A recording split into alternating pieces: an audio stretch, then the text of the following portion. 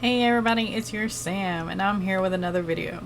Today I want to do a few book reviews and do a couple more shout outs on things that are happening at AuthorTube that I think you should be aware of and, have fun with and all that good stuff. I also want to kind of talk about my dad a little bit because it is Father's Day whenever this video goes up. Dad is an amazing person to me. First things first. A little thing that you need to know about me is I hardly ever pick up one book in a series. I hardly ever pick up an unfinished series. The reason why is because I kind of burn through books when they interest me. And if it's a series, then I want to be able to burn through it. I want to be able to finish it right then and there. And that is something that I did with the first series that I'm going to talk about. So the first set of books that I want to talk about is the An Ember in the Ashes series. It is a 4-book series written by Sabaa Tahir. I probably butchered her name, so I do apologize. There will be images of the books over here. I was given the first book in the series. I was not disappointed at all. An Ember in the Ashes is the first book in the An Ember in the Ashes series. This book caught me and swept me up in this story like nothing. I mean, it was like I was part of a tornado already. This book is told in 2 different point of views. The first one being Leia, the second one being Elias. Leia is from a race called the Scholars. They are oppressed. They are a lower class. A lot of them have been turned into slaves. A lot of them kind of live in the shoddy part of town. Elias, on the other hand, is part of the higher tier called the Marshals. And he's actually an assassin, or a mask, as it is written in the book. And you follow along with these 2 characters until their lives kind of intertwine. And when their lives intertwine, it becomes amazing and interesting. Not that it really is that bad of a book before the lives intertwine, but just watching it all the pieces falling together it's artwork. The books have a lot of intrigue. They have war. They have a beautiful magic system. They have different realms all in the same world. I am trying not to give away too much here. This is the thing about me leaving reviews. Sometimes I feel like I'm not giving enough information to intrigue you, but at other times I'm scared that I'm going to spoil you too. Now, the second book in the set is A Torch Against the Night. It adds more depth, it adds more war, it adds more battle, it adds more intrigue, it adds more action, it adds a bit more romance too. And book 3 is A Reaper at the Gates, and it just ramps that intrigue and the action and everything up even more. And then the last one, A Sky Beyond the Storm, is everything that you would hope it to be after reading the first 3. There is so much heartrending in this series. I'll have to warn you on that. You will get completely involved with these characters, and whenever little thing happens to them, you'll feel it, and it's amazing. The author, Sabaa Tahir, I'm still probably butchering her name, does amazing work with verbiage, with just drawing you into the story, painting this world, and these characters are going to be held dear to your heart. I highly recommend this series. Needless to say, I was in a kind of a reading slump whenever I picked up this book to read it, to see if it would catch my attention, to pull me out. And next thing I know, I'm buying the next 3 books and I'm done with the series. Does that say anything? Yeah. This book will catch you, so be prepared. Links are going to be down in the description below if you want to purchase these books and get a taste of it yourself. The next book I want to talk about is Realm Breaker. Now, I haven't quite finished this book up just yet. I have around 100 pages. Now, this is a very hefty book, I should say, and I picked it up because I thought that it might be a comparison title to I Am No Hero. It still might prove to be a comparison title, but I have a couple more books that I want to read to see if I want to compare I'm No Hero to Realm Breaker or to those other two. Realm Breaker is another fantasy book, and unfortunately this series is not complete.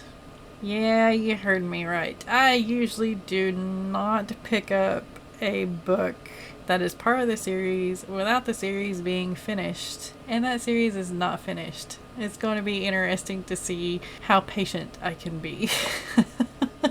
Realm Breaker is by Victoria Aveyard. I'm, again, names butchering.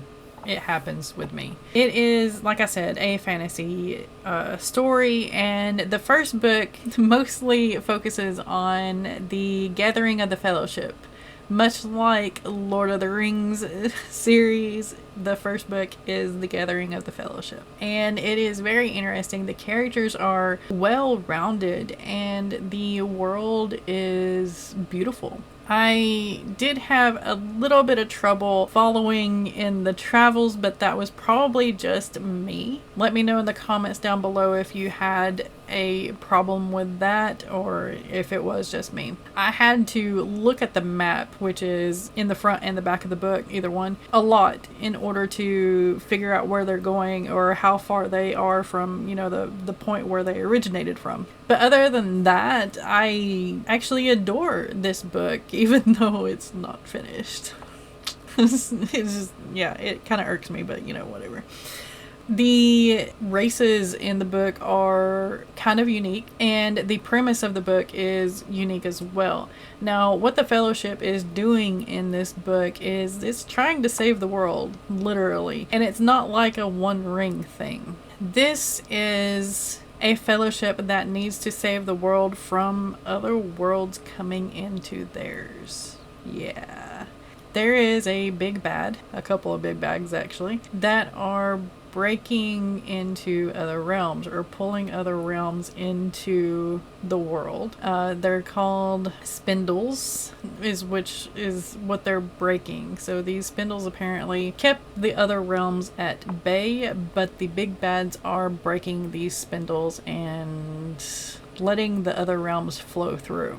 Needless to say, the monsters are interesting. I would like to see what happens in the second book with more of the realms bleeding through into the world to see how many monsters these other realms have and how the Fellowship and the world is going to deal with them. But yeah, the characters are very interesting. It's told in multiple perspectives. Each chapter is titled with the point of views name so that there's no confusion or anything. Not that there would be confusion because like I said, the characters are well thought out. They have their own little voice. But I would have to say that my favorite characters so far, well, I have two. Yeah, I have two. My favorite characters so far are the Elder Dom and Sarn, the assassin Sarn, because yeah. So there's like an elf-like race, kind of, and there's assassins, and there's pirates, and there's knights, and kingdoms, and the world is full of different kinds of kingdoms. So you're not really stuck in just English-type medieval parts of a kingdom. There's a little bit of variety. If you want to check it out, link is down below as well. Now, some of the things that we've got going on in the author tubes right now is the worldwide write-a-thon. Today is the last day, and the description down below. I will have both of the playlists so that you can go catch up on some of the streams that have been going on this weekend. Another thing is the AuthorTube Writing Conference. The schedule is up, so I will have the link to the schedule down below so you can check it out and kind of create your schedule of which ones that you want to watch live and which ones that you can catch later. Make sure to check out those links and give some support to your fellow AuthorTubers.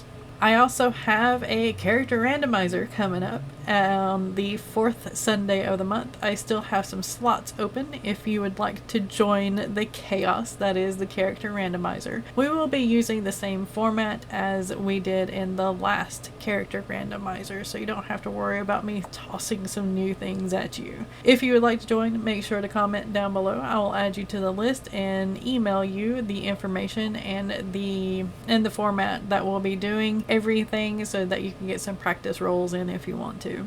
It's going to be a lot of fun. Happy Father's Day to those of you who are fathers out there, whether it's to fur babies or actual humanoid babies.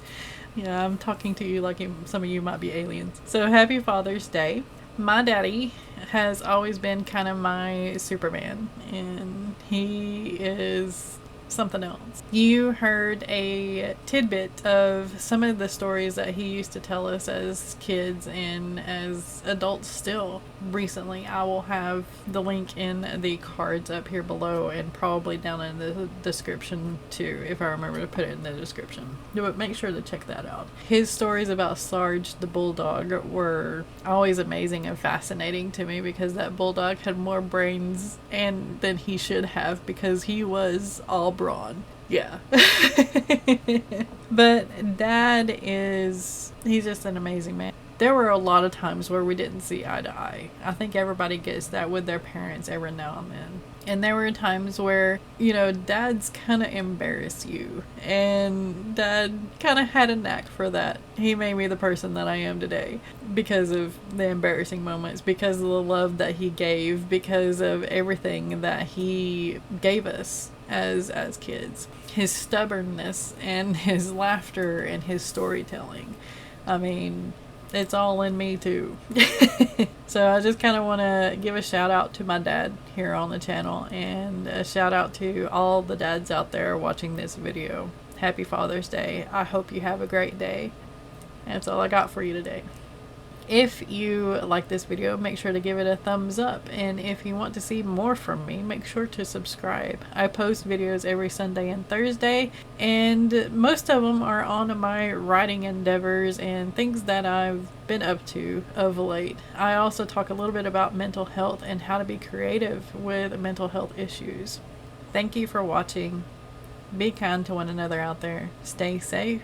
Keep writing. Keep being creative. And I will see you next time.